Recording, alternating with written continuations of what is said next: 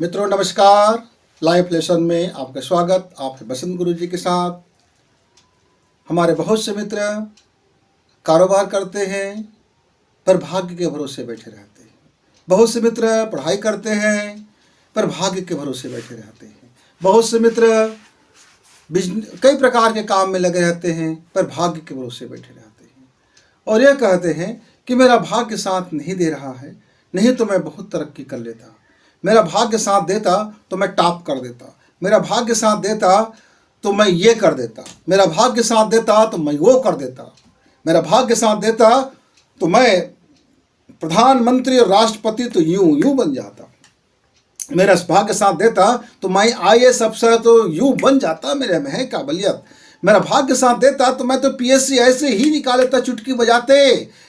मेरी में इतनी ही दक्षता है, इतनी है काबिलियत, पर क्या बताओ मेरा भाग्य साथ नहीं देता। मेरा भाग्य साथ देता तो मैं दुनिया का सबसे अमीर आदमी बन जाता। मैं अरबों और खरबों में खेलता।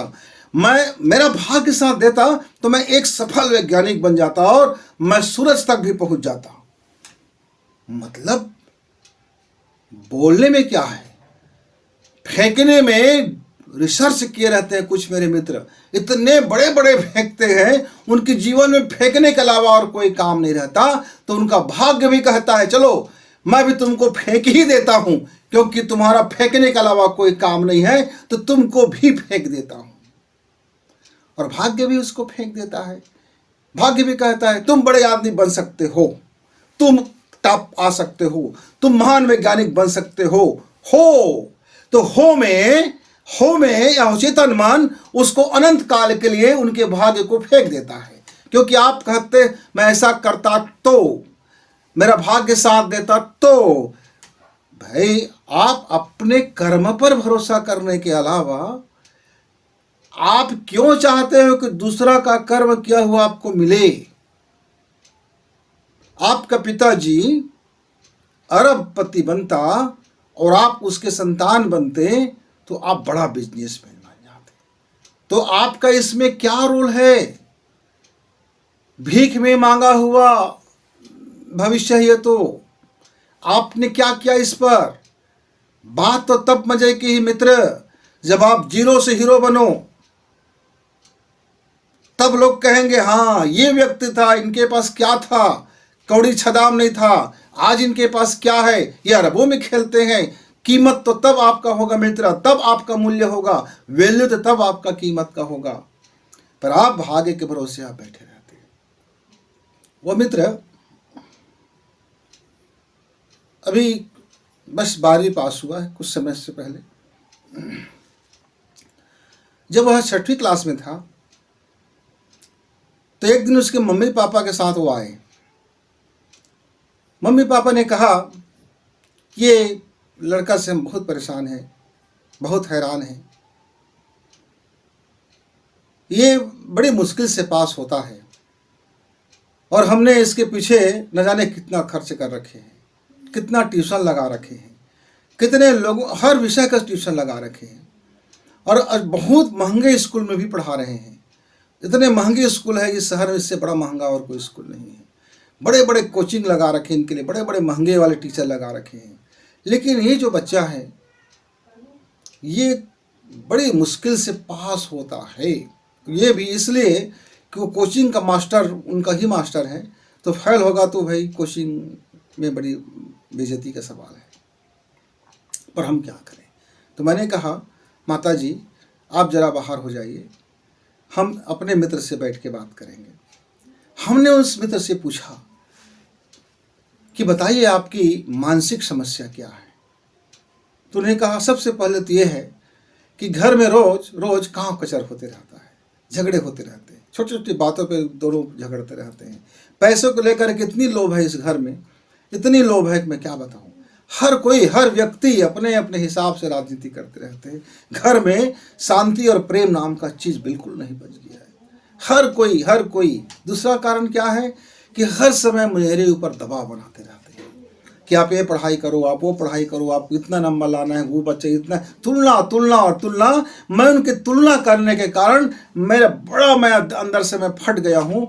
मैं पूरी तरह से अंदर से मेरे जीने की इच्छा, मेरे पढ़ने की इच्छा, मेरे काम करने की इच्छा सब मारा जा चुका है।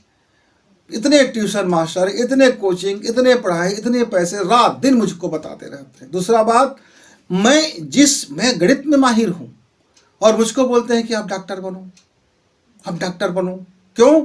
डॉक्टर के पैसा में बहुत पैसा है, जितना लूट लो।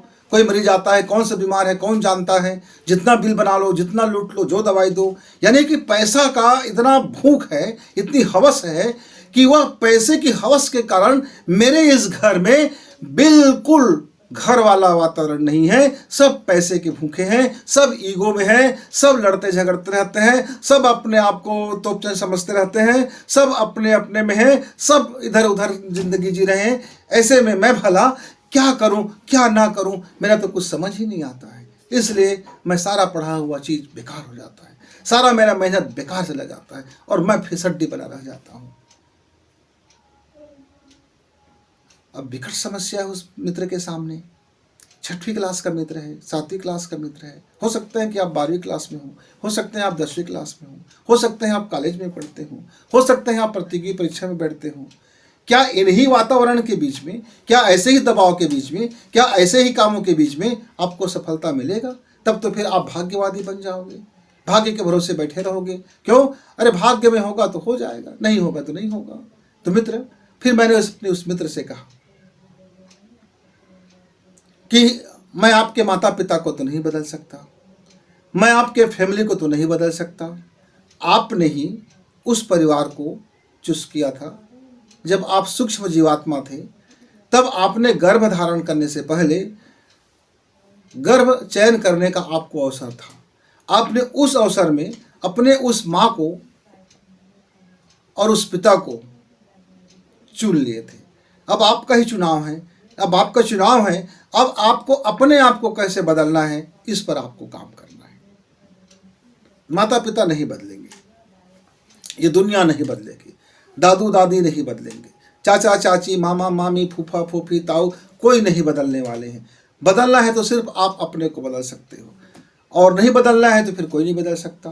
भाग्य भी साथ तभी देगा जब आप कर्म करेंगे। जब आप कर्म करेंगे तो आपका भाग्य का दरवाज़ा खुलेगा, और भाग्य जब आपका खुलेगा, वक्त पर खुलेगा, तब फायदा होगा। अब मान लीजिए आपको 1 करोड़ की ज़रूरत है और आपने बैंक में एफडी करके रख दिया है। अब वक्त पर आपका बैंक आपको दिवालिया हो गया, नहीं लौटाया।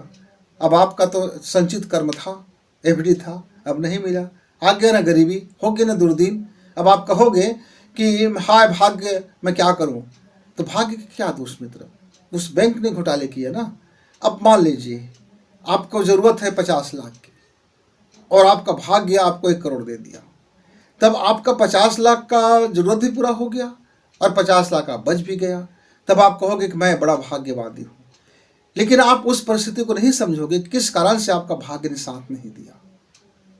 तो मित्र, वक्त पर मिले यदि हमारा जमा धन तो वह भाग्य, और वक्त पर जमा धन हमारा नहीं मिल पाया तो वह दुर्भाग्य। और कई बार तो हमारे मित्र एक बार बैंक में जमा कर दिया, मान लीजिए 1 करोड़, अब वो जीवन भर काम करना बंद कर दिया, इसी मुगालते में जीवन जीते रहे कि उसके पास बैंक में तो करोड़ों रुपया है और बस रोज़ रोज़ निकालते रहे, हिसाब नहीं लगाते रहे, निकालते रहे। और एक दिन जब बैंक में गया तो बैंक वाले ने कहा, नहीं भाई, आपका राशि 0 हो गया है। तब तक वो आदमी जीवन में इतने आलसी खोर हो गए थे, इतने भाग्यवादी हो गए थे कि वह आज उसका पूरा बैंक बैलेंस खत्म हो गया। अब हाय क्या करें?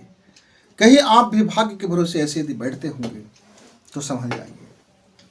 लेकिन हाँ, आप कर्म कीजिए, कर्म कीजिए और बेहतरी का उम्मीद जरूर बना कर रखिए कि मेरा भाग्य मेरा साथ देगा, मेरा कर्म चूंकि बेहतर है तो मेरा भाग्य मेरे साथ देगा और वक्त पर मेरा भाग्य साथ देगा। इसकी उम्मीद आप जरूर बचा के रखिए। तो आगे मैं आपको बताना चाहता हूं, हमारे उस छोटे से नन्हे मित्र ने मुझसे एक बात की वादा किया कि मैं कल से रोज 15 मिनट खुद से मिला करूंगा। मतलब मैं आंख बंद करूंगा और मैं ये सोचूंगा कि आज का दिन मैं अपने लिए कैसे जीऊं, मैं अपने हिसाब से कैसे जीऊँ, आज का मेरा लक्ष्य क्या होगा। और रात को सोते समय मैं 15 मिनट इस बात का रोज़ ध्यान करूँगा कि आज क्या मैं अपने कामों पर कामयाब हुआ, कि मैंने कितना मेहनत किया, मैं कितना अपने आप में सक्सेस हुआ और किस तरह से मैं अपने आप को देखा। उस मित्र ने यह वचन मुझको दिया और चले गए।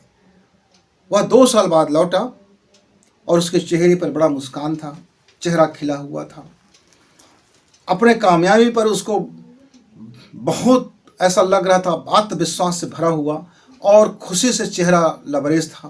फिर उन्होंने कहा कि गुरुजी, मैंने इस फार्मूला को जीवन में अपनाया और माता पिता घर के लोग क्या कर रहे हैं मैंने इस पर इग्नोर कर दिया, ध्यान देना बंद कर दिया और मैं एक एक विषय को लिया, एक एक सब्जेक्ट को लिया और मुझको जो बेहतरी लगा, जो मेरे अंदर है, चाह है कि मैं ये सब्जेक्ट पर काम करूंगा। मेरे घर के लोग कुछ भी बोला तो मैंने एक ही शब्द बोल दिया कि जीवन मेरा कर्म करना मुझको है, भाग्य मेरा बनेगा, सफलता मुझको मिलेगी। तो जिस पर मेरा रुचि है, जिस पर मैं मेहनत कर सकता हूँ, जिस पर मैं खुशी से मैं मेहनत कर सकता हूँ, जिस पर मैं रात दिन पसीना बहा सकता हूँ, जिस पर मुझको काम करने के बाद लगता है कि हाँ मैंने ये कुछ किया, जिसको करते हुए मुझे लगता है कि हाँ मैं ये कर रहा हूँ, मज़ा आ रहा है, ज़िंदगी में ऐसा ही होगा और मुझे बोझ नहीं लगता, खुशी महसूस होता है, मैं केवल वही सब्जेक्ट करूँगा और वही सब्जेक्ट लेके आगे पढ़ूंगा और वही मेहनत करूँगा और मैं वही काम करना शुरू कर दिया हूँ गुरुजी। ज़िंदगी में मज़ा आ रहा है। घर के लोग भी समझ गए। साल भर तक तो बहुत बहुत बहुत बहुत कोशिश किए कि उनके हिसाब से मैं ज़िंदगी जीऊँ, उनके हिसाब से पढ़ाई करूँ, उनके हिसाब से चलना शुरू करूँ। लेकिन मैंने वो 15 मिनट सुबह और 15 मिनट शाम, जो वक्त मैं सुबह 15 मिनट तय करता था कि आज की लाइफ मुझको क्या करना है, तो मैं दिन भर अपने उसी उद्देश्य को, गोल को पाने के लिए लग जाता था।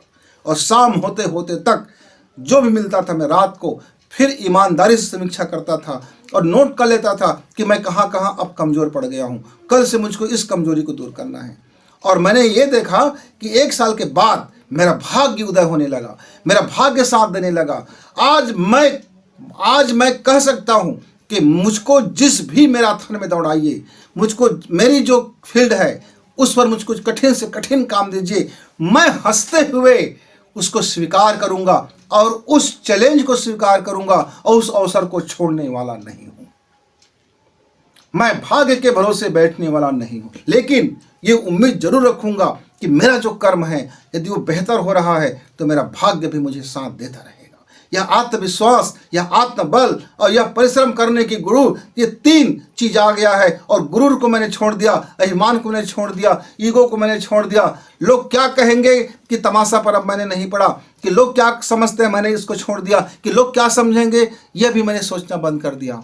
मित्र, भाग्य तभी साथ देता है जब आप कर्म करते हो, और वह कर्म ऐसा नहीं होता है कि आप गलत समय पर गलत कर्म करोगे तो गलत भाग्य आएगा। आप सही वक्त पर सही डिसीजन के साथ और सही परिश्रम के साथ जब आप अपना कर्म का चयन करोगे तब आपका भाग्य आपको खुलेगा। वो खुल सिम सिम खुल जा कहने की जरूरत भी नहीं होगा, भाग्य अपने आप आपको छप्पर फाड़ के देगा।